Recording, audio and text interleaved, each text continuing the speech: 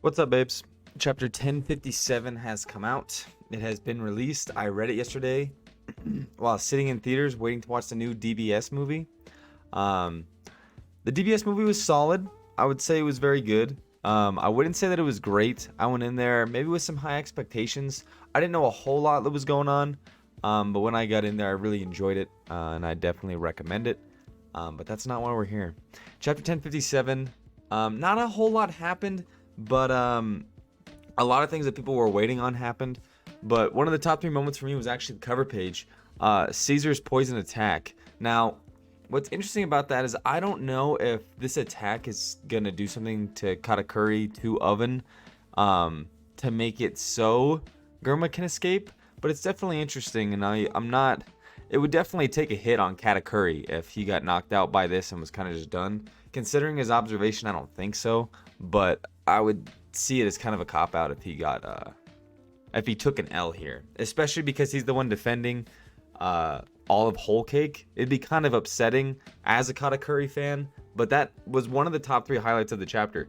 Just because not a whole lot happened, it was a lot of retelling, but it was very good for the final curtain because they ended the play with a lot of narration, kind of what's happening with everything on Onigashima, everything with the scabbards, and the 20 years of misery that they had to go through, and kind of the events that took place. So they're educating the people. I think I was talking about that, how they do need to educate the people at some point about everything that was happening, who helped, and everything like that. And then the bombshell dropped of Yamato saying, "No, I'm staying." I said 2 weeks ago when I read that chapter that, oh, it looks like guaranteed Yamato is going to be there. But actually, no, she believes that she needs to explore Wano first, just like Odin did. Now, this is pretty upsetting, at least to me. I would have thought somebody was joining for a second when I was reading this chapter and they went to the ship and they finally got there. Because just a lot of them like arguing and talking and reminiscing about their time traveling with Luffy. But when they finally get to the ship, Momo breaks down immediately. And I thought that there's no way Momo joins the crew, especially after everything they did as him being the Shogun of Wano. But he's not joining. Yamato's not joining. Kinemon's not joining. Nobody's joining. So the only Straw Hat that we got out of Wano was Jinbei. Now, Jinbei like finally joined once the war got started, but technically he joined back on Whole Cake, so he's already been a part of the crew. But I just think it's funny to think that the only person from Wano who's finally now on the ship is in fact Jinbei. Disappointing just because I thought Yamato was somebody good to kind of mix up more of what the crew has to offer. Do I think that she's completely off the table? No, but the timing now becomes weird because when are they coming back to Wano? When does Wano get involved again? I would assume the final war, but if what Oda said is true, which it's not, that there's only 2 to 3 years left, I don't see any huge time skip happening. It's not just like a couple months and then they're back. So it's kind of weird to me because there's promises made like Momonosuke's like, I will be stronger than Odin. I'm like, bruh, you don't have a lot of time. Like, that dude was going in way earlier in his life. Of course, he just aged a whole lot. And I think that he has the scabbards to back him up and train him, especially Denjiro. But it's definitely interesting to see when are we coming back to Wano. And I think it just about got confirmed that they're coming back once Luffy gave them the flag. And he's like, oh, well, you're here. Like, it's not a big deal. And he's like, you put a slide on the Shogun? Like, how could you? And then he goes full baby mode. He is still a child. He's just in a man's body. I like how they ended Momo with that. And Luffy saying, yeah, you're basically like my little brother. And that's kind of the perfect relationship that we've seen this whole time. So it's very interesting to see. But yeah, Yamato's not joining, which means everybody is in absolute and utter shock and tears. And it's sad because I wanted Momo to join, or Yamato to join, Yamato, just because she's an Oni, she's got the horns, she's ginormous, she's super strong, and she adds that element of kind of another female, another race. And there was so much here, but I'm baffled she didn't join. Baffled. I don't know if we're done with Straw Hats. I don't know if we're just keeping the guys that we have now, which I'm happy with. I'm just so surprised after this super long arc that not a single person is joining from where this whole saga of arcs finished in Wano. Very surprised. Very, very surprised. But we'll kind of see what this means for them. They're going to put that flag up, which I think is confirming a couple things. One, I think that they're going to get messed with. I think that this is helping people who believe that Blackbeard is after Pluton. I think that that's more of a likelihood now. But like I'm saying, the timeline's kind of strange on this. But Blackbeard might not be after the One Piece immediately. He might be getting ancient weapons first. I'm not sure.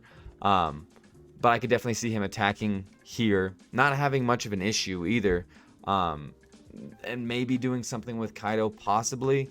But now that this is happening in Wano, I can almost say Shanks is gone. He's not really going to be doing anything else in Wano. And now all three of the main supernovas have left. They all jumped off the waterfall, which I thought was a great scene, just because, just like they did when they were fighting, they were like backing up. They're like, if anyone dodges the fireball, you're lame. And they're like, I'm not lame. You're lame. And they all did that. So they did that again. I do like the relationship between the three captains. I think that it's good. It has the right amount of like humor to it and the right amount of like pride and just overall stupidity by all three guys. Even somebody like Law is brought down by his pride, just because they're all three competing for being that top guy. Now Luffy's kind of in the lead. They kind of know that, but I don't think they believe that, especially not Kid. But they've all set off and they're all leaving. They all said that we are no longer friends. When we meet again, we will be shooting to kill, which is great, which I love because they are in fact pirates. So how much is left in terms of like the length and duration of One Piece is very interesting here, because they're definitely going to be back. But once they leave, that's all we got from them. They said that they made a rift after beating Kaido, after beating Big Mom, and now they're just gone. And that's a part of the final curtain, is they're kind of one of the last final sentences. They didn't end it with these pirates that helped defeat Kaido.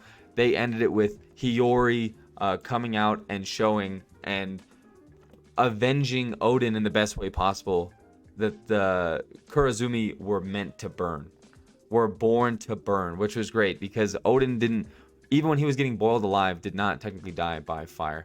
And then that was just kind of it. Did it for the Kazuki clan, and then we finally get a picture of all the scabbards and Momo as the shogun, and the remaining scabbards rest in peace, all the ones that did not make it. And then that was the final curtain for all of Wano. So Wano is officially done. I loved the arc. I need to reread it, and then I'll make a full video on it next time we get a break. But I need to go back and read this. The reason being is because when you're reading it chapter to chapter, week to week, over like a year, like what was it, 4-year period or so, it's kind of tough to like rate it and like grade it based off of that. I remember I did the same thing with Dressrosa when it was coming out live, and then I was like, it's pretty slow. Like it was good, but it was like kind of slow. But when I went back and read the whole thing completely through, which I recommend that you do, it's that much better. It's very, very good in so many different aspects, and it goes so much quicker when you have all the material at once. So now that we have all of Wano, now that Wano is completely done, because that was the final curtain, we can go back and see what we thought about the entirety of the arc. Now that everything's been wrapped up, at least as well as we would have hoped. And yeah, we go from here. Where they hang up the flag, I'm not sure, but I think it was a great outcome. I think it was a beautiful way to end Wano, and I'm appeased. I'm happy. I'm ready for the next chapter of where they're going, the next island. If there's anything else they want to give us of the overworld now that Wano's done, which I think they will on the way there, but we're back at it again. We're back to square one, and we're back to just adventuring through islands. So I don't know what's next. They don't necessarily have an enemy in mind, but they do have a goal in mind. And it's going to be great. Wano was awesome. Going to reread it, like I said, and give you my full opinion on it once we get a break, but no break next week. So I'll see you next week for another video. But until then, I hope you guys enjoyed the end of Wano, and peace out. Also, if you're watching this in the next like 2 days, I'm doing a 48-hour stream in like 30 minutes. Come check it out. It's going to be rough. It's going to be rough, but peace out.